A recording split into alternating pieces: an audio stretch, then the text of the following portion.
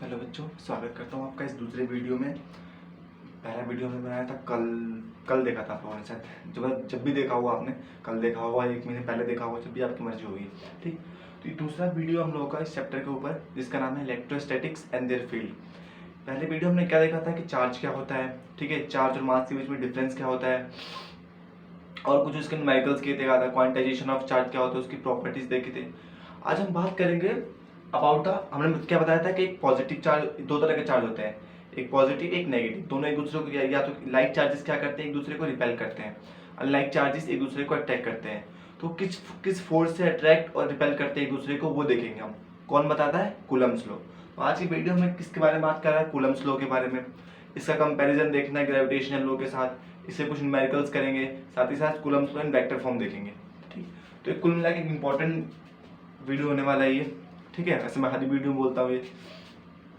अगर जिसने पहला वीडियो नहीं देखा, जाके इस डिस्क्रिप्शन बॉक्स में लिंक होगा, वहां से जाके देख लेना। अदरवाइज ठीक है, स्टार्ट करते हैं। यहाँ पे उस वीडियो की ज़्यादा नीड नहीं है इसको देखने के लिए, बस ये पता होना चाहिए चार्ज दो तरह के होते हैं, क्या होता है बस। बात करते हैं about the Coulomb's law. Coulomb's law, अब देखो चार्ज दो तरह के होते थे। एक मेरे पास होता था, मान लो पहला चार्ज है Q1, ठीक, पहला चार्ज क्या है Q1, और एक और चार्ज है मेरे पास Q2। ठीक है जी, एक चार्ज है Q1, एक चार्ज है Q2। बहुत अच्छे न्यूमेरिकल लिखा है, बहुत मजा आने वाला है। ठीक, एक चार्ज है Q1, एक चार्ज है Q2। अब क्या लगेगा, मान लेते हैं इसको मैं पॉजिटिव है, ये क्या है मेरा, ये भी पॉजिटिव है, दोनों क्या है पॉजिटिव है। इनकी सेंटर से सेंटर के बीच की दूरी कितनी है? R है। सेंटर से सेंटर से बीच की दूरी कितनी है? R है। अब ये चार्ज क्या करेगा, इसको रिपेल करेगा इधर की तरफ। क्या करेगा? रिपेल। तो force on second charge, force on second charge due to first charge. ठीक है, वैसे ये इसको इधर रिपेल करेगा, इधर फोर्स लगेगा इसके ऊपर, force on first charge due to second charge. Force क्या होता है? वेक्टर क्वांटिटी होता है। ठीक है, तो इसके बाद इसका मैग्नीट्यूड क्या होता है, ये सब क्या होता है, कौन बताएगा? कूलम्ब्स लॉ बताएगा। कौन बताएगा? Coulomb's law. ठीक है, एक चीज याद रखना, जो ये फोर्स होता है कैसे एक्ट करता है, इसको क्या कहते हैं? Electrostatic force.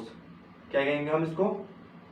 इलेक्ट्रोस्टैटिक्स फोर्स, या फिर इलेक्ट्रिकल फोर्स, कुछ भी बोलो। ठीक है, इलेक्ट्रोस्टैटिक फोर्स, जो फोर्स लग रहा है इसको क्या बोलते हैं हम? इलेक्ट्रोस्टैटिक। कई बार मैं इसकी जगह एफएस का यूज करूंगा, ठीक है, तो परेशान मत होना। जो इलेक्ट्रोस्टैटिक फोर्स होता है वो क्या होता है? कंजर्वेटिव फोर्स होता है। कैसा फोर्स होता है?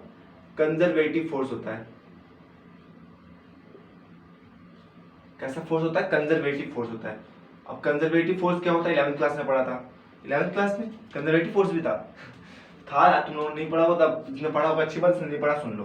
कंजर्वेटिव फोर्स क्या होता है? किसी भी वर्क डन जो होता है कंजर्वेटिव फोर्स का, work done by A round trip is zero. जो वर्क डन होता है ना एक राउंड ट्रिप में, कितना होता है? जीरो होता है कंजर्वेटिव फोर्स में। क्या होगा सर जी, अगर डिस्प्लेसमेंट जीरो है तो फोर्स जीरो होगा? हमेशा नहीं होता, हमेशा नहीं होता।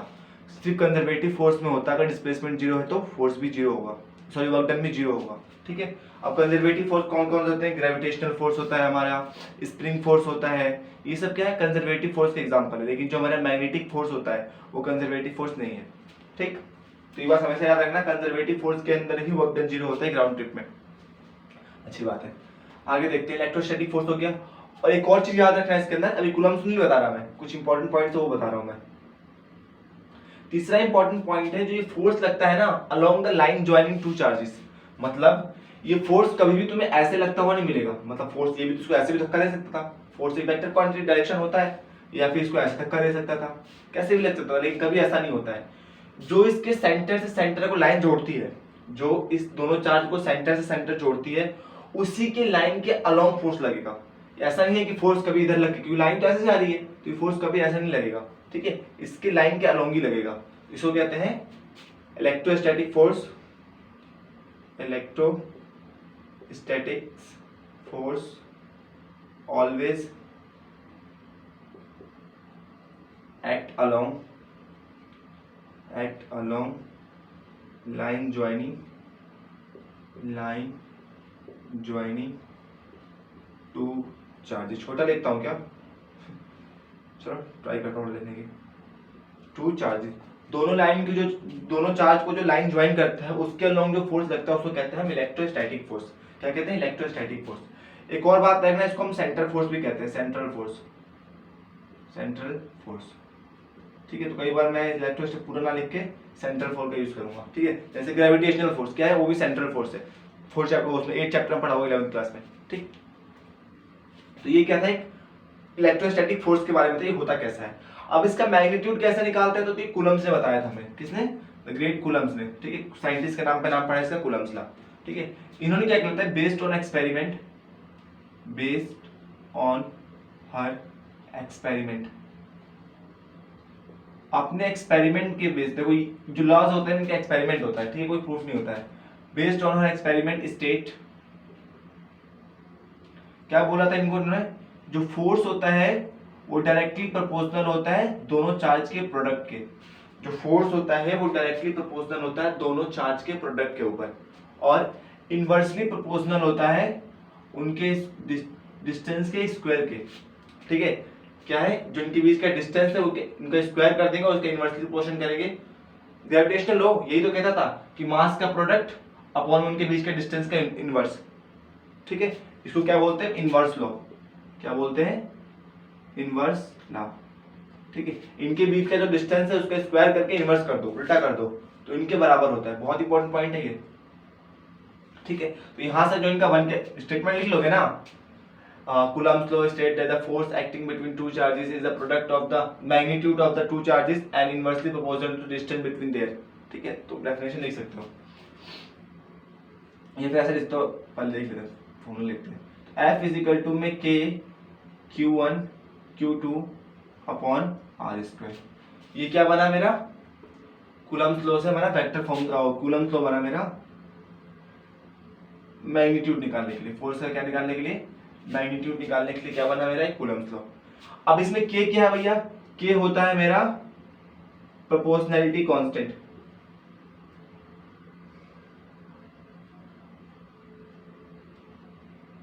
फोर्स कांस्टेंट, फोर्स कांस्टेंट, कई बार इसको इलेक्ट्रोस्टैटिक फोर्स कांस्टेंट भी बोलते हैं, फिर प्रोपोर्शनैलिटी फोर्स कांस्टेंट। ठीक है, इसकी वैल्यू क्या होती है K की वैल्यू होती है 1/4 पाई एप्सिलॉन। क्या होता है, 1/4 पाई एप्सिलॉन, या इसको ऐसे कह सकते हैं 1/4 पाई एप्सिलॉन नॉट। ये किसके लिए वैलिड है, ये वैक्यूम के लिए वैलिड है, एयर हो या फिर वैक्यूम, मतलब फ्री स्पेस के लिए, एयर हो या फिर वैक्यूम, उसके लिए क्या लगाते हैं, एप्सिलॉन नॉट। किसी भी मीडियम के लिए क्या लगाते हैं, एप्सिलॉन लगाते हैं। अच्छा, वैक्यूम के लिए इसकी वैल्यू फिक्स है 9 × 10⁹9। ठीक, इसका यूनिट क्या होगा, तो इसका यूनिट होता है newton metre square coulomb square. क्या होता है, newton metre per coulomb square. ठीक है जी। एप्सिलॉन जो होता है डिपेंड किसके ऊपर करता है, मीडियम के ऊपर। तो जो होता है electrostatic force, electrostatic force depend upon medium. जो इलेक्ट्रोस्टैटिक फोर्स होता है वो किसके ऊपर डिपेंड करता है, मीडियम के ऊपर डिपेंड करता है। क्यों? क्योंकि जो मेरा K है वो मीडियम के ऊपर डिपेंड करता है। देखो ये एप्सिलॉन की वैल्यू जो है ना, अभी आगे पढ़ेंगे लेटर ऑन इस चैप्टर में, जो इसकी वैल्यू होती है एप्सिलॉन की, वो मीडियम के ऊपर डिपेंड करती है। जैसे वैक्यूम के लिए कुछ और, एयर के और दूसरे मीडियम के लिए कुछ और। ठीक, अभी आगे पढ़ेंगे इस चैप्टर में, आगे है। ठीक, तो ये था मेरा कूलम्स लॉ। इसकी डेफिनेशन लिख सकते हो तुम, Coulomb's law states that the force acting between two charges, the force acting between two point and stationary charges, क्या है point, मैं इसकी डेफिनेशन लिख देता हूँ, देखो Coulomb's law की, the force acting between two point to stationary, ये बहुत इंपॉर्टेंट पॉइंट है, टू स्टेशनरी पॉइंट चार्जेस, बहुत इंपॉर्टेंट पॉइंट है, point charges, stationary point charges is directly proportional to, directly,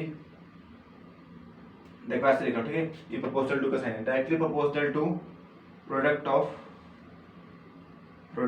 of magnitude of their charges, magnitude of charges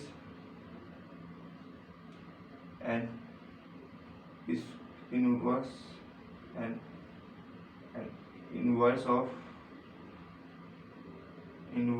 of distance square of distance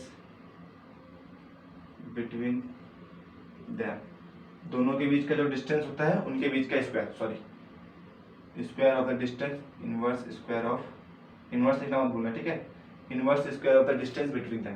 ये क्या था मेरा Coulomb's law था। अब देखो ये पॉइंट क्या कह रहा है, स्टेशनरी पॉइंट चार्जेस।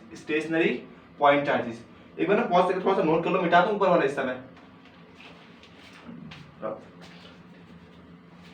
थोड़ा सा मिटा दूं मैं, चलो जी, ठीक है। क्या कह रहा है, स्टेशनरी पॉइंट चार्जेस। तो सबसे पहले आपको पता होना चाहिए पॉइंट चार्जेस क्या होता है। पॉइंट चार्ज, तो पॉइंट चार्ज क्या होता है सोच के बताओ एक बार, ठीक है। पॉइंट चार्ज वो होता है उसके शेप और साइज के रिस्पेक्ट में उनके बीच के जो डिस्टेंस हो बहुत ज्यादा हो। मान लो कि मेरे पास क्या है, एक चार्ज है, इसका कितना है 1 मीटर, क्या है इसका रेडियस है। एक और चार्ज है स्फेरिकल चार्ज, इसका रेडियस कितना है 1 मीटर है, ठीक है। अब देखो 1 मीटर रेडियस मतलब बहुत बड़ा, 1 मीटर रेडियस मतलब बहुत बड़ा, ऑब्वियस सी बात है, ठीक है। तो ये अभी पॉइंट चार्जेस है, अगर दोनों नजदीक रखे और इनके बीच का डिस्टेंस मान लेता हूं कितना है, लेट्स सपोज 2 मीटर है, ठीक है। तो अभी ये पॉइंट चार्जेस नहीं है, अभी क्या है ये पॉइंट चार्जेस नहीं है, क्यों, क्योंकि नजदीक है। लेकिन इसको मैं बहुत दूर रख दूं, मतलब एक यहाँ पे इंडिया में रख दूं और एक उधर दूसरे देश में चाइना में रख दूं, ठीक है, तो इनके बीच का जो डिस्टेंस क्या हो जाएगा, बहुत ज्यादा हो जाएगा। चाइना में नहीं, किसी दूसरे शहर में रख दो, ठीक है, तो इनके बीच का डिस्टेंस क्या हो जाएगा, बहुत ज्यादा हो जाएगा, ठीक। तो तब कैसा बिहेव करेंगे, एज अ पॉइंट चार्जेस। मतलब पॉइंट चार्जेस का मतलब ये होता है कि जो शेप और साइज हो उसके रिस्पेक्ट, जो डिस्टेंस हो उसके शेप और साइज के रिस्पेक्ट में बहुत ज्यादा हो, ठीक है, उसको क्या बोलते हैं, पॉइंट चार्जेस, ठीक है। पॉइंट मास का भी यही कंसेप्ट होता है, ठीक। जो उनके बीच का डिस्टेंस होता है उनके शेप और साइज के रिस्पेक्ट में बहुत ज्यादा होता है, क्लियर है। अब बोला है स्टेशनरी चार्ज, क्या बोला है, स्टेशनरी चार्ज। स्टेशनरी चार्ज का मतलब क्या होता है कि दोनों चार्ज क्या हो, रुके हुए हो, ठीक है। अगर एक चार्ज मान लेता हूं Q1 किस पे है, रेस्ट पे है, ठीक, और Q2 क्या है, ये भी रेस्ट पे है, ठीक। चलो इसके लिमिटेशन में देखें, दोनों क्या है, रेस्ट पे है, तो इस पे क्या होगा, कूलम्ब्स लॉ वैलिड होगा, क्या होगा, कूलम्ब्स लॉ वैलिड है, ठीक। मान लो एक चार्ज मोशन में है, दूसरा चार्ज भी मोशन में है, दोनों किस में है, मोशन में है, तब इस टाइम पे कूलम्ब्स लॉ वैलिड नहीं है। कूलम्ब्स लॉ से हम इनके दोनों के बीच का फोर्स नहीं निकाल सकते हैं, ठीक। मान लो एक चार्ज मोशन में है और एक किस में है, रेस्ट में है, इस टाइम पे हमारा कूलम्ब्स लॉ वैलिड है, इस टाइम पे हमारा कूलम्ब्स लॉ वैलिड है। मतलब एक ऐसा केस है जिसके ऊपर कूलम्ब्स लॉ से हम नहीं निकाल सकते हैं, वो क्या है मेरा, दोनों चार्ज मोशन में नहीं होना चाहिए, स्टेशनरी चार्ज के लिए और पॉइंट चार्ज के लिए वैलिड है। पॉज करके नोट करो,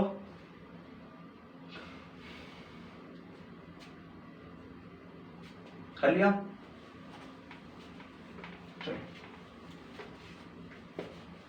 वैसे इसके पीडीएफ नोट तो मिल जाएंगे डिस्क्रिप्शन बॉक्स में वो होगा, क्या कहते हैं एक लिंक होगा टेलीग्राम ग्रुप का, वहां पे मैंने सारे नोट्स डाल रखे हैं, ठीक है। अभी वेबसाइट के लिए तो उसके लिए थोड़ा टाइम के साथ वो भी हो जाएगा, ठीक है। Limitations of Coulomb's law. अब देखो कूलम्ब्स लॉ की कुछ लिमिटेशन है, क्या है, लिमिटेशंस है। अब हर चीज के ऊपर ये वैलिड नहीं है ना कूलम्ब्स लॉ, हर चार्ज के बीच में वैलिड दिखाया था मैंने कि चार्ज अगर मोशन में हो दोनों तो हम कूलम्ब्स लॉ नहीं लगा सकते हैं, तो इसकी कुछ लिमिटेशंस है। तो पहला लिमिटेशन क्या है, it's only applicable for point charges. किसके लिए एप्लीकेबल है, पॉइंट चार्जेस के लिए खाली एप्लीकेबल है, ठीक है। अगर पॉइंट चार्जेस नहीं है तो ये एप्लीकेबल नहीं होगा। पॉइंट चार्जेस क्या होता है मैंने आपको समझा दिया है, ठीक। दूसरा है it's only applicable for stationary charges.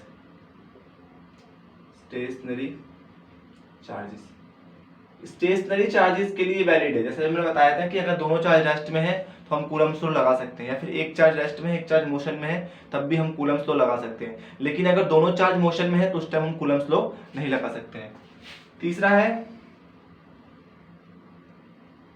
It's not applicable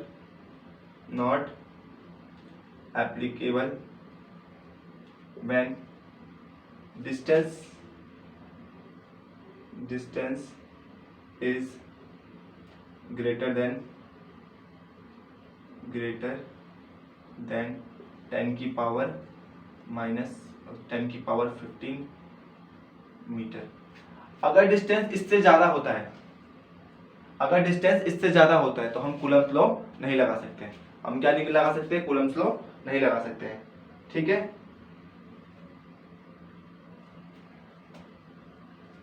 हो गया बस, ये इसकी लिमिटेशन और कुछ है नहीं। -15 अगर इससे ज्यादा डिस्टेंस होता है हम कूलम्ब्स लॉ को नहीं लगा सकते हैं। और हाँ, एक और लिख सकते हो चाहो तो, लिमिटेशन नहीं आएगा, छोड़ो उसको। ठीक, ये क्या है? कूलम्ब्स लॉ है, ये इसकी लिमिटेशन है। आगे देखें, एक इंपॉर्टेंट टॉपिक देखते हैं अब। कुछ क्वेश्चंस भी देखेंगे अभी। क्या है? Comparison with Coulomb's law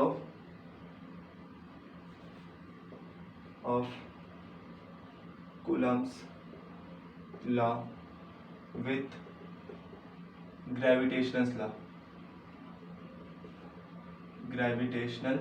law. Coulomb's law का कंपैरिजन किसके साथ? ग्रेविटेशनल लॉ के साथ। देखते हैं कैसे होता है।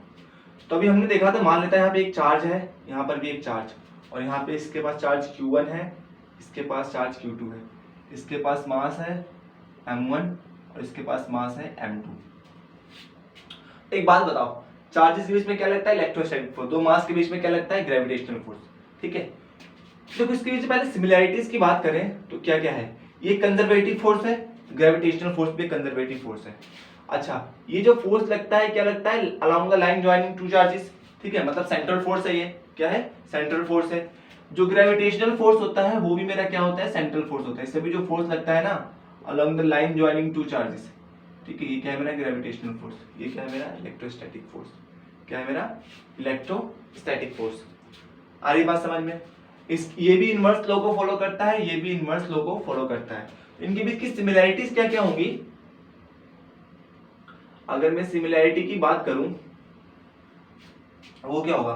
तो पहला क्या होगा? Both follow inverse square law.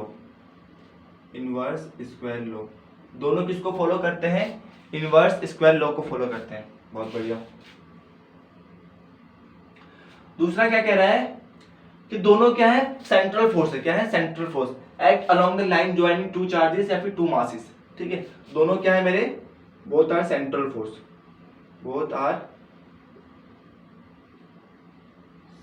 Force.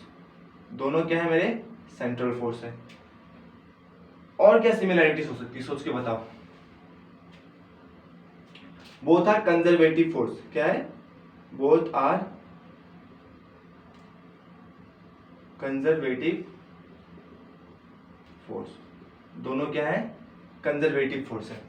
ठीक है, ये क्या है? इनके बीच की कुछ सिमिलैरिटीज है। अब बात करते हैं इनके बीच की डिससिमिलैरिटीज की, या फिर इनके बीच का डिफरेंस बोल सकते हैं। इनके बीच का डिफरेंस क्या है? तो सोच के देखो, और माफ करना भाई, ये गलती बना दी मैंने। ये जो फोर्स होता है ना वो हमेशा अट्रैक्टिव होता है। ठीक, जो ग्रेविटेशनल फोर्स होता है क्या होता है? हमेशा अट्रैक्टिव होता है। तो जो मेरा सबसे पहली बात, जो ग्रेविटेशनल फोर्स क्या होता है? हमेशा अट्रैक्टिव होता है। लेकिन इलेक्ट्रोस्टैटिक फोर्स अट्रैक्टिव भी हो सकता है और रिपल्सिव भी हो सकता है। ठीक है, वो डिपेंड करता है कि चार्ज कैसे है। अगर दोनों चार्ज लाइक है तो रिपेल करेगा, अनलाइक है तो अट्रैक्ट करेगा। ठीक है, तो यहां से मैं लिख सकता हूं, मैं देखो एफ जी लिखूंगा, सिर्फ एफ है, इलेक्ट्रोस्टैटिक फोर्स की जगह मैं एफ एस लिखूंगा। ठीक है, electrostatic force attractive as well as repulsive, but gravitational force is only attractive. ये क्या होता है? only अट्रैक्टिव होता है, इसके बीच की पहली डिसिमिलैरिटीज, ठीक है, या फिर डिफरेंस। दूसरा क्या है, सोचो, ये क्या होता है मेरा जो इलेक्ट्रोस्टैटिक फोर्स होता है, electrostatic force is a short range force, short range force. ये क्या है मेरा शॉर्ट रेंज फोर्स है, but gravitational force is a long range force, long range force. तो जो इलेक्ट्रोस्टैटिक फोर्स है ना बहुत शॉर्ट रेंज है, बहुत छोटी जगह के बीच में लगता है। मैंने कहा था कि डिस्टेंस अगर 10 की पावर -15 मतलब फेरोमीटर से भी कम हो, तभी उससे ज्यादा अगर 10 की पावर -15 से ज्यादा फोर्स हो जाता है और मतलब डिस्टेंस हो जाता है तो ये फोर्स एक्ट नहीं करता है, ठीक है। ये फोर्स क्या करता है, मतलब करता तो है मतलब नेग्लिजिबल है, ठीक। तो ये बहुत छोटी जगहों पे एक्ट करता है, ठीक है, मतलब बहुत क्लोज टू चीजों पे। लेकिन ग्रेविटेशनल फोर्स क्या है भाई, एक सन और अर्थ के बीच में ग्रेविटेशनल फोर्स लग रहा है, ठीक। तीसरा प्रॉपर्टी क्या होगा, electrostatic force is much greater than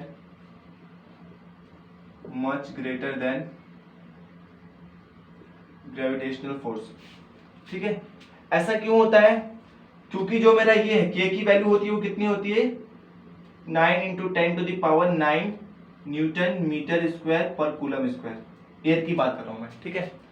लेकिन वहीं पर अगर g की वैल्यू होती है वो कितना होता है 6.67 × 10⁻11 न्यूटन मीटर स्क्वायर पर kg स्क्वायर, ठीक है। तो दोनों के बीच में कितना डिफरेंस है, बहुत ज्यादा डिफरेंस है कांस्टेंट के बीच में, इसीलिए जो मेरा इलेक्ट्रोस्टैटिक फोर्स होता है बहुत ज्यादा होता है। और सबसे बड़ी डिफरेंस इनके बीच का, सबसे बड़ा डिफरेंस वो क्या है मेरा, electrostatic force is depend upon medium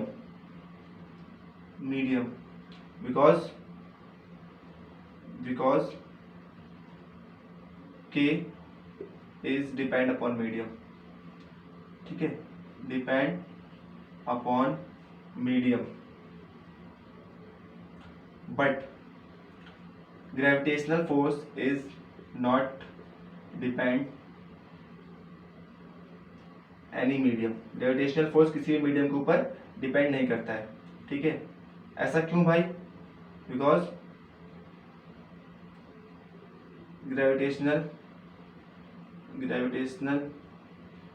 value of gravitational constant is fixed, value of gravitational constant is fixed, जो ग्रेविटेशनल कांस्टेंट की वैल्यू है वो फिक्स है। तो ये क्या है, इनके बीच के कुछ डिसिमिलैरिटीज है। पॉज से एक बार नोट करो इसको, फिर क्वेश्चन करते हैं एक दो। कर लिया, चलो बेटा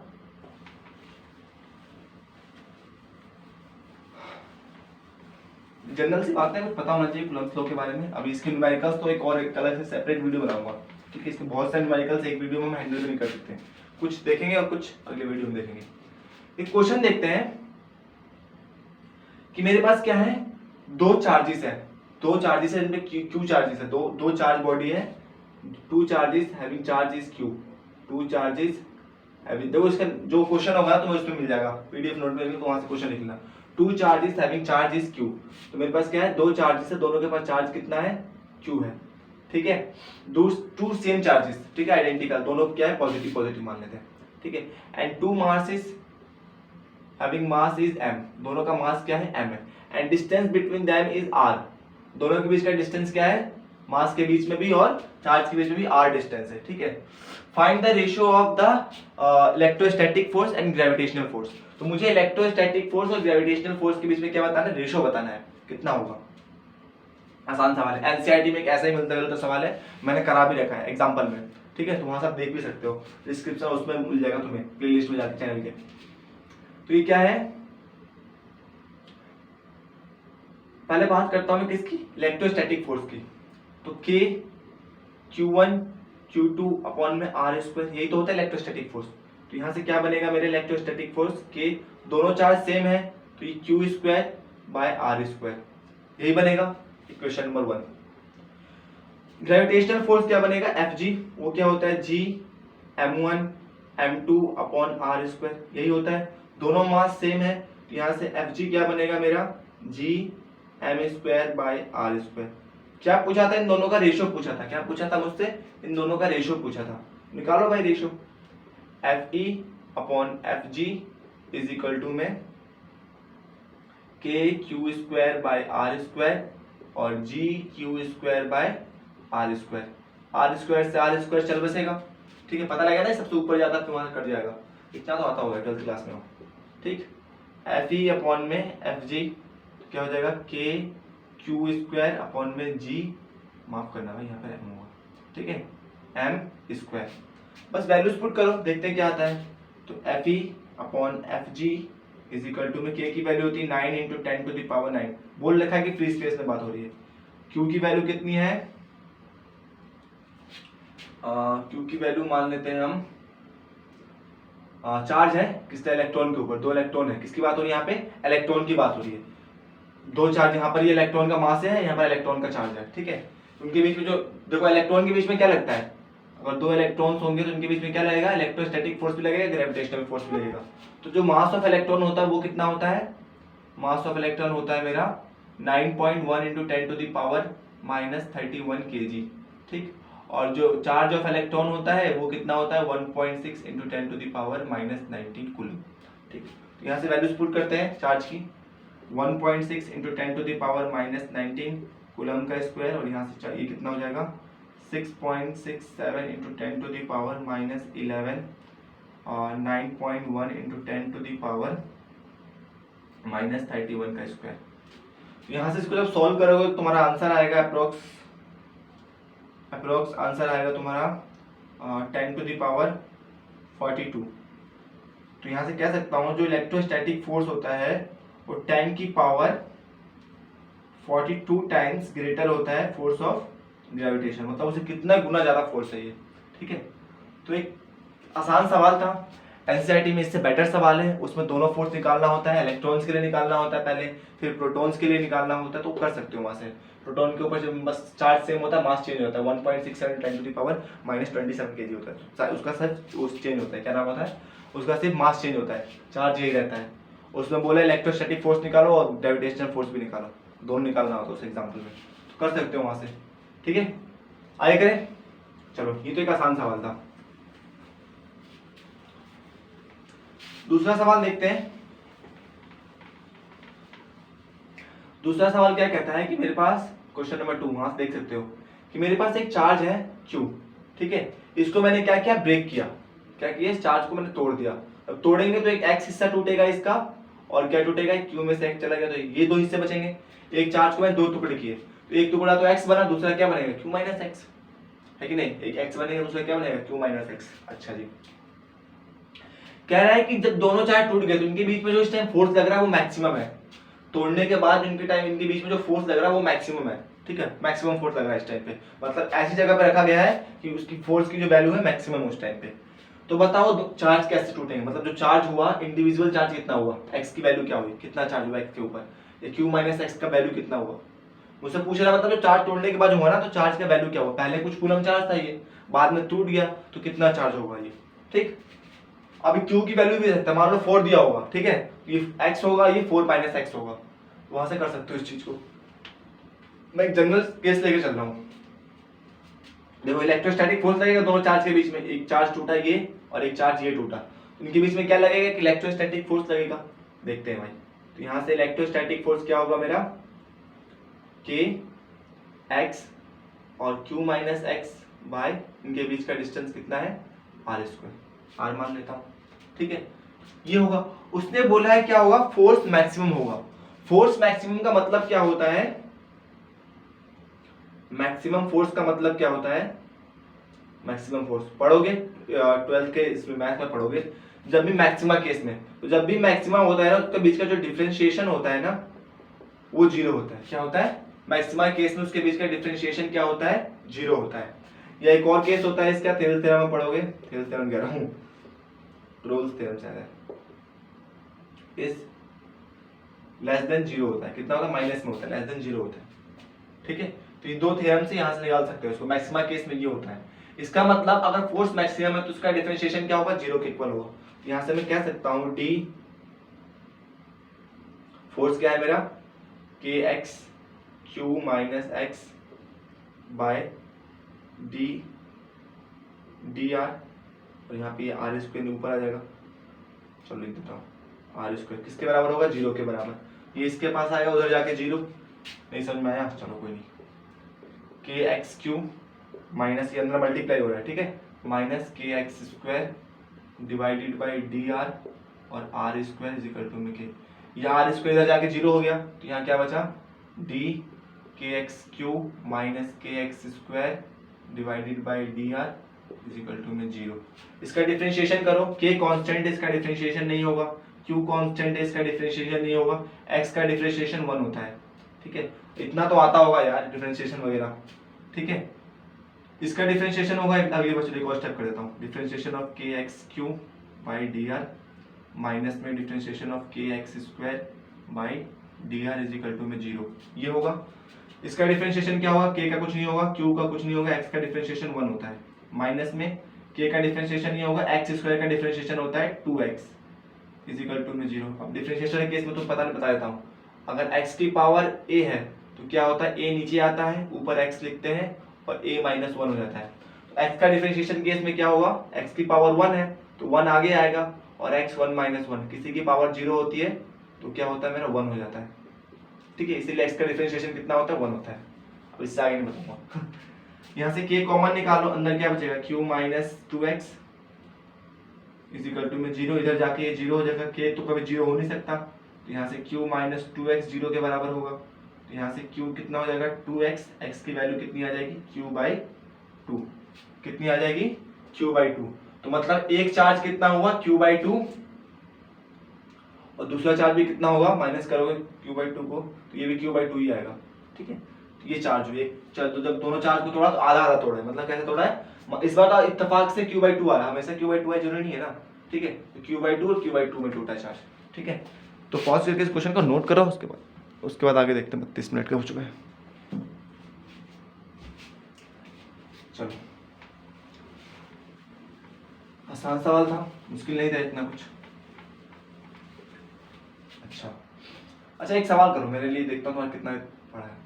ये मेरे पास एक क्या है, 1 मीटर का एक चार्ज है, यहाँ पास एक और 1 मीटर रेडियस का एक चार्ज है, इनके बीच का डिस्टेंस कितना है, 2 मीटर है। तो बताओ इनके बीच में इलेक्ट्रोस्टैटिक फोर्स कितना लग रहा है, by the Coulomb's law, by the help of Coulomb's law. देखो अगर देखो, चलो करो पहले इसको, कर लिया, इसको हम कूलम्ब्स लॉ से नहीं निकाल सकते, क्यों, क्योंकि ये पॉइंट चार्जेस नहीं है, इनके देखो रेडियस 1 मीटर, एक मिनट एग्जांपल भी लिया था मैंने, इनके बीच का डिस्टेंस 2 मीटर है, तो नजदीक है, तो इसको हम कूलम्ब्स लॉ से नहीं निकाल सकते। ऐसा नहीं कि फोर्स निकाल नहीं सकते, निकाल सकते हैं, लेकिन कूलम्ब्स लॉ से नहीं निकाल सकते, उसके लिए हम अलग लॉ इस चैप्टर के लेटर में पढ़ेंगे। तो ध्यान रखना, क्वेश्चन पूरा ध्यान से देखना, उसके बाद टिक करना आंसर, ठीक। क्वेश्चन नंबर 4 देखते हैं, अच्छा क्वेश्चन है, आ सकता है एग्जाम में। देखो क्वेश्चन वहां से देखना कि मेरे पास क्या है, 2 चार्ज रिंग है, 2 चार्ज बॉल है, क्या है, 2 चार्ज बॉल है, और इसको स्ट्रिंग से हैंग कर रखा है, क्या कर रखा है, स्ट्रिंग से हैंग कर रखा है, उस स्ट्रिंग का लेंथ कितना है, L, और इसका जो वर्टिकल एंगल बन रहा है कितना बन रहा है, इन दोनों बॉब का जो वर्टिकल एंगल बन रहा है कितना बन रहा है, थीटा बन रहा है, कितना बन रहा है, थीटा, क्वेश्चन में दे रखा है। दोनों स्ट्रिंग का लेंथ कितना है, L है, दोनों क्या है, चार्ज है और इक्विलिब्रियम पे, देखो दोनों क्या है, चार्ज है, चार्ज बॉडी है, तो इनके बीच में क्या लग रहा होगा, फोर्स लग रहा होगा, फोर्स ऐसा लग रहा है कि इक्विलिब्रियम पे, मतलब कम ज्यादा नहीं हो रहे, ठीक, क्या हो रहे, कम ज्यादा, मतलब जैसा फोर्स लग रहा है लगे रुका हुआ बिल्कुल, ठीक। तो बताओ, मतलब इसके ऊपर हमें चार्ज की वैल्यू बतानी है, किसकी वैल्यू बतानी है, चार्ज की वैल्यू बतानी है। 2 आइडेंटिकल बॉल्स हैं, ठीक है, उन जो एक स्ट्रिंग से उनको हैंग कर रखा है, स्ट्रिंग की लेंथ L है, उनके बीच का एंगल थीटा है, एयर के अंदर की बात हो रही है, किसी और मीडियम की बात होगी तो कोई और मीडियम लेंगे, ठीक। एग्जाम में तुम्हें थीटा दे देगा, L की वैल्यू दे देगा, तब चार्ज पूछ लेगा, तो एक जनरल केस लेके चल रहा हूं मैं, ठीक है। इनके बीच का डिस्टेंस नहीं दिया मैं, अब देखो कुछ क्या बोला, इक्विलिब्रियम पे है, ठीक है। तो इस स्ट्रिंग के अंदर क्या लगता है, टेंशन लगता है, अभी 11th में पढ़ के आए हम लोग कि जो स्ट्रिंग होता है उसमें क्या लगता है, टेंशन आता है, जब भी कोई चीज खिंचरी होती है तो उसमें क्या प्रोड्यूस होता है, टेंशन, ठीक।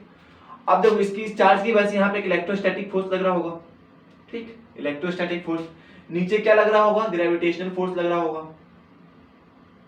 mg, ठीक, इक्विलिब्रियम में है ना, इक्विलिब्रियम में, अच्छा, तो ये क्या है, टेंशन फोर्स है, ये थीटा एंगल, तो इसके 2 कंपोनेंट टूटेंगे ना, देखो फोर्स कैसे लग रहा है, ऐसे लग रहा है, फोर्स कैसे लग रहा है, ऐसे, तो इसके 2 कंपोनेंट टूटेंगे, 11 में कर रखा है ये सब, इसके 2 कंपोनेंट, एक इधर बोला से 11 तो नाम ही मत लो आप, ठीक। ये थीटा एंगल तो ये भी थीटा, अल्टरनेट अपोजिट एंगल ना, जेड बन रहा है, ठीक, बचपन में सीखा हुआ ये सब। अब देखो जो जो थीटा होता है वो क्या होता है, cos थीटा, तो ये होगा t cos थीटा, और इधर वाला कंपोनेंट होगा मेरा t sin थीटा। आसान सवाल है, t cos theta t sin theta. Equilibrium है ना, इसका मतलब जो इलेक्ट्रोस्टैटिक फोर्स है किसके बराबर है, t sin थीटा के बराबर है, इक्वेशन नंबर 1। और जो मेरा mg है वो किसके बराबर है, t cos थीटा के बराबर है। दोनों को डिवाइड करो तो Fe अपॉन में mg किसके बराबर हो जाएगा, t sin थीटा अपॉन में t cos थीटा। t से t चल बसा, Fe अपॉन में mg किसके बराबर हो जाएगा, tan थीटा के बराबर हो जाएगा। किसके बराबर हो जाएगा, tan थीटा के बराबर।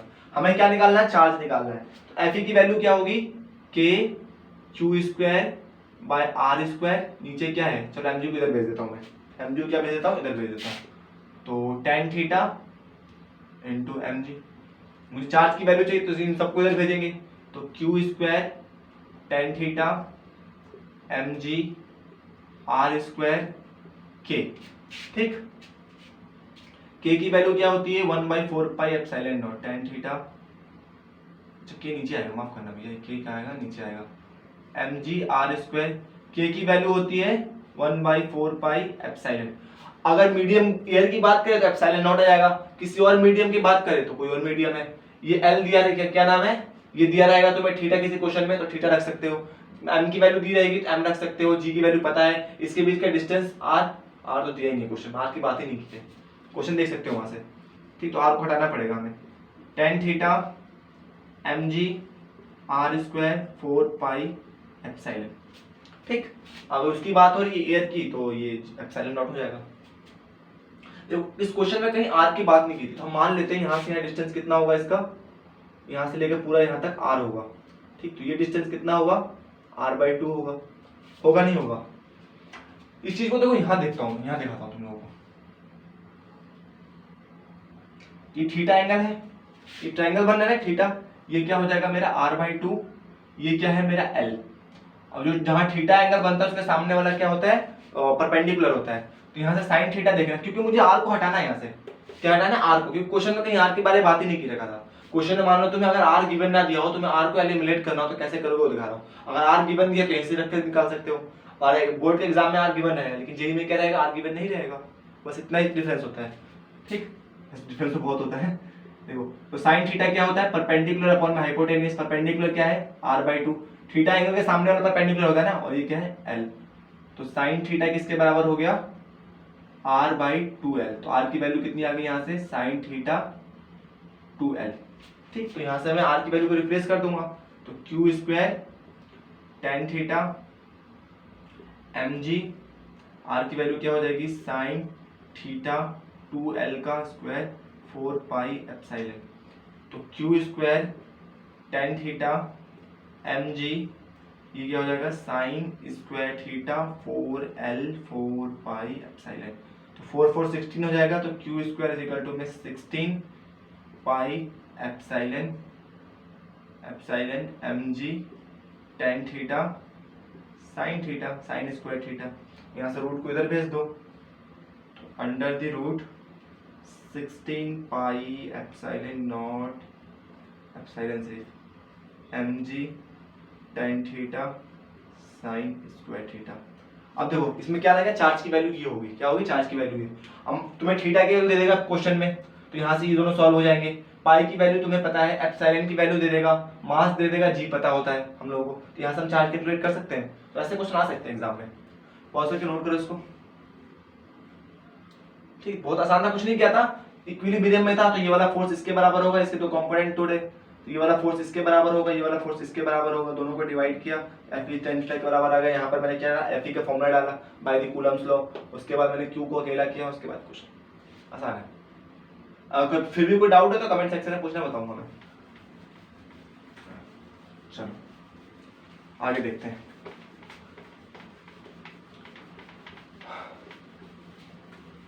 अगला है मेरा, क्या चल रहा है, 39 मिनट्स। अगला है, देखो एक और टॉपिक पढ़ लेते हैं, Coulomb's law in vector form, Coulomb's law in vector form, Coulomb's law को वेक्टर फॉर्म में पढ़ते हैं। वही चार्जेस Q1 Q2, ठीक, इनके बीच का डिस्टेंस R, लेकिन इस बार इसका पोजीशन वेक्टर क्या है R1, इसका पोजीशन वेक्टर क्या है R2। इस बार इनका क्या होगा, पोजीशन वेक्टर होगा। दोनों सेम चार्जेस है तो इसको फोर्स लगेगा, force of first charge due to second charge, force of second charge due to first charge. अच्छा, इसके लिए पोजीशन वेक्टर क्या होगा, ऐसे होगा। इसके लिए पोजीशन वेक्टर क्या होगा, फोर्स ऐसा लग रहा है ना, पोजीशन वेक्टर भी क्या होगा, ऐसे होगा। तो ये क्या होगा मेरा R1 माइनस R2, ठीक। इस केस में क्या होगा, इसके लिए पोजीशन वेक्टर क्या होगा, यहां से फोर्स ऐसे लग रहा है तो ये क्या होगा, यहां पे जा रहे हैं तो R2 माइनस R1 ये होगा, ठीक है। देखो ना, फोर्स इधर लग रहा है तो उसका जो पोजीशन वेक्टर होगा ऐसे ही जाएगा। तो final minus initial, final position ही, इनिशियल पोजीशन ही है। इस केस में भी यही है, सिंपल सी बात है। अगर F12 है तो पोजीशन वेक्टर भी क्या होगा, R1 माइनस R2 होगा। F21 है तो R2 माइनस R1 होगा, ऐसे याद रखना, ठीक है, वेक्टर फॉर्म में। तो फोर्स क्या होता है वेक्टर फॉर्म में, क्या होता है, मैग्नीट्यूड चाहिए होता है और क्या चाहिए होता है, डायरेक्शन। तो मैग्नीट्यूड तो है पता कूलम्स लॉ से, K Q1 Q2 बाय इनके बीच का डिस्टेंस R²। अच्छा, एक और बात याद रखना, मैं यहाँ लिख देता हूँ, कहाँ लिखूँ, यहाँ लिख देता हूँ। जो मेरा R है वो R2 माइनस R1 या फिर R1 माइनस R2 के बराबर नहीं होगा। सोच के बताओ, अगर मैग्नीट्यूड वाइज बात करूं मैं किसकी, अगर मैग्नीट्यूड वाइज बात करूं, डिस्टेंस यही तो होगा, होगा नहीं होगा, ठीक है। तो R के बराबर ही तो होगा। इसका क्या चाहिए होता है हमें, इसका एक यूनिट वेक्टर चाहिए होता है, एक तो मैग्नीट्यूड और उसका हमें एक यूनिट वेक्टर मतलब डायरेक्शन। तो यूनिट वेक्टर कैसे निकालेंगे हम, फोर्स किसकी बात कर रहा हूं, F ड्यू टू सेकंड, तो F R1 माइनस R2 का क्या यूनिट वेक्टर है इसका, ठीक है। अब ये क्या होता है, 11th क्लास में पढ़ा था यूनिट वेक्टर, ठीक है। देखो, जो मेरा वेक्टर क्वांटिटी होता है किससे मिलके बना होता है, एक तो मेरा होता है मैग्नीट्यूड, ठीक, और एक क्या होता है मेरा उसका डायरेक्शन, यूनिट वेक्टर मतलब, ठीक। यहां से यूनिट वेक्टर कितना आएगा मेरा, a vector divided by a का मैग्नीट्यूड। वैसे इसके साथ कहानी होगी, f of first due to second is equal to में k Q1 Q2 on R²। एक बात याद रखना, कूलम्स लॉ के अंदर जो हम रखते हैं चार्ज को विद साइन रखते हैं, इन वेक्टर फॉर्म में, Coulomb's law in vector form में जो चार्ज को रखते हैं विद साइन रखते हैं, ये बात याद रखना। यहाँ लिख देता हूं मैं, पुट चार्जेस विद साइन, उसमें नहीं रखते, ठीक है, विद साइन, ठीक। इसका यूनिट वेक्टर क्या होगा मेरा, R1 माइनस R2 का वेक्टर अपॉन में R1 माइनस R2 का मैग्नीट्यूड, यही तो होगा ना, वेक्टर अपॉन में उसका मैग्नीट्यूड, मैग्नीट्यूड मतलब मोड, अब 11th क्लास में पढ़ा होगा ये सब, और ये इसके बराबर होगा। तो f of first due to second is equal to में k Q1 Q2 अपॉन में, देखो दोनों सेम बराबर है ना, तो ये क्यूब हो जाएगा, स्क्वायर ये, और ये दोनों चीज बराबर ही है।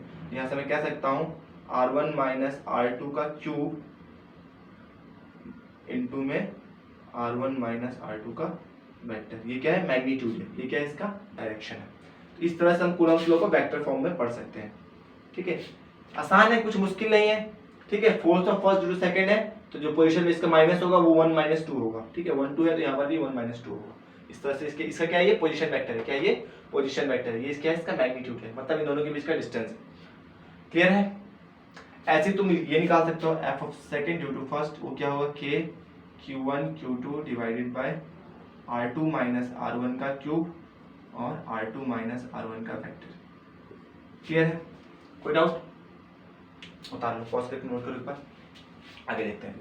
कर लिया, क्वेश्चन देखते हैं, आखिरी क्वेश्चन आज का, उसके बाद इस सबक को यही समाप्त करेंगे, फिर मिलेंगे इसके अच्छे कुछ और अच्छे क्वेश्चंस के साथ, ठीक है। अगले वीडियो में न्यूमेरिकल्स करेंगे इसके थोड़े अच्छे, ठीक है, जो एग्जाम के पॉइंट ऑफ व्यू से, बोर्ड के एग्जाम से भी इंपॉर्टेंट होंगे। मेरे पास दो चार्जेस हैं, एक चार्ज Q1 है, एक चार्ज Q2 है, क्वेश्चन लिख सकते हो वहां से, ठीक। इसके ऊपर कितना है, -10 माइक्रोकूलम है, और ये कितना है, 10 माइक्रोकूलम है। माइक्रोकूलम मतलब 10 20 × 10⁻⁻⁶ कूलम, और ये कितना हो जाएगा 10 into 10 to the power -6 coulomb. देखो दोनों अपोजिट चार्ज, एक पॉजिटिव एक नेगेटिव है, दोनों क्या होंगे एक दूसरे को अट्रैक्ट करते होंगे। क्या कर रहे होंगे? अट्रैक्ट। ठीक, और इनका पोजीशन वेक्टर दे रखा है -1 2 1, इसका कितना दे रखा? 1 -1 1। ठीक, ये दे रखा है, क्या दे रखा है इनका? ये पोजीशन वेक्टर, ये r1 का पोजीशन वेक्टर है, ये r2 का पोजीशन वेक्टर है। हमें क्या बताना है इससे फोर्स कितना लग रहा है। अब कैसे करेंगे? सिंपल फॉर्मूला तो होगा नहीं, डिस्टेंस दे नहीं रखा, हमें क्या दे रखा है? इसका पोजीशन वेक्टर। इस केस में लगता है हमारा वेक्टर लॉ। क्या लगता है? Vector form of Coulomb's law. तो वो कैसे लगेगा मेरा? Force of first charge due to second charge, क्या फॉर्मूला था? k q1 q2 r1 minus r2 का क्यूब, और ये क्या था मेरा? r1 माइनस r2 वेक्टर, ये था। तो मुझे क्या चाहिए? r1 माइनस r2 का वेक्टर चाहिए। क्या चाहिए? वेक्टर। तो वो कैसे निकालेंगे? अगर पढ़ लिया हो तो अच्छी बात है, नहीं तो पढ़ोगे इस साल। ठीक है, r1 माइनस r2 का वेक्टर, तो r1 माइनस r2 का जो वेक्टर निकलेगा वो कैसे निकलेगा? देखो जी, ये क्या होता है मेरा? i कैप, इसको ऐसे लिख सकता हूं ना, minus i cap plus 2j cap plus k cap. अब ये सब क्या होता है? i j के 11th क्लास में पढ़ रखा है इसको। ठीक है, और ये क्या होगा मेरा? r2 इज इक्वल टू में i cap minus j cap plus k cap, यही होगा। निकालते हैं कैसे निकलेगा? r1 माइनस r2, तो minus i cap minus i cap क्या हो जाएगा? -2 i कैप क्या हो जाएगा मेरा? -2। देखो माइनस i1 था और माइनस ये, तो क्या हो जाएगा? i2 हो जाएगा। ठीक, अच्छा जी, plus k cap j2 minus j1, तो -2 प्लस 3 हो जाएगा। कितना हो जाएगा? प्लस का 3 हो जाएगा, ये 2 और ये -1 प्लस का 3 j कैप और ये 2 k कैप, ये तो 0 हो जाएगा ना, इसको कुछ करना पड़ेगा, माइनस आ गया, यहाँ पे क्या लगा दो? प्लस। माइनस 0 नहीं होना चाहिए, मजा नहीं आएगा ना। तो ये कितना हो जाएगा मेरा? माइनस, ये प्लस कर दो, तो ये यहाँ पर मेरा चेंज होगा थोड़ा सा, तो ये हो जाएगा मेरा k कैप, ये क्या हो जाएगा मेरा? 2 k कैप, ये होगा, ये हो जाएगा 2 k cap minus minus plus, और ये माइनस कर सकते हो, मतलब r2 माइनस r1 करना, सिंपल करना, r2 माइनस r1 करना, तो आंसर आ जाएगा। ये क्या है मेरा? वेक्टर है। क्या है इसका? वेक्टर है। इसका मैग्नीट्यूड कैसे निकलता है? ये सब पढ़ रखा हुआ 11th क्लास में। मैग्नीट्यूड निकलता है इसका स्क्वायर करके, मतलब -2 का स्क्वायर प्लस में 1 का स्क्वायर प्लस में 2 का स्क्वायर, ये जो वैल्यूज होती है ना, इसका स्क्वायर करके रूट कर देते हैं, तो क्या निकल जाता है? मैग्नीट्यूड। r1 माइनस r2 कितना हो जाएगा मेरा? 4 plus 1 plus 4 8 plus 9 under the root 9, मतलब 3। कितना आ गया? 3 आ गया।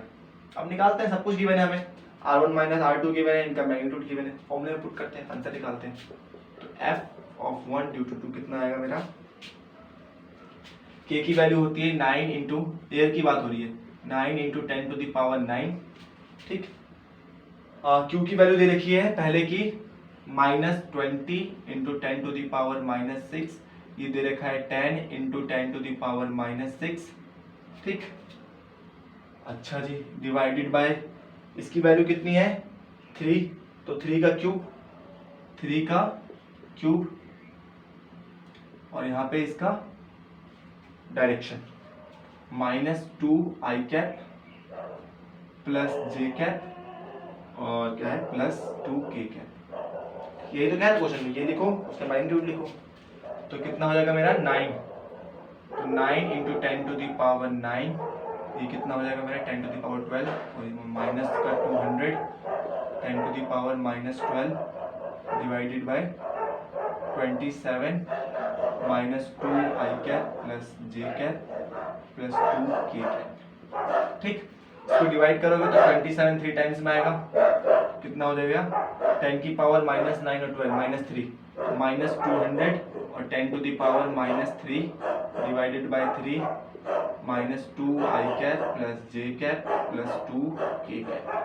देखो ना, 3 हो जाएगा, -2 से 10 की पावर प्लस का 9 माइनस का 3 बचेगा माइनस का, तो नीचे आएगा मेरा, तो -200 10 की पावर नीचे आके प्लस हो गया तो 3 जीरो लग जाएगा, इंटू में 3 -2 i cap plus j cap plus 2 k cap. क्या हो गया सभी को?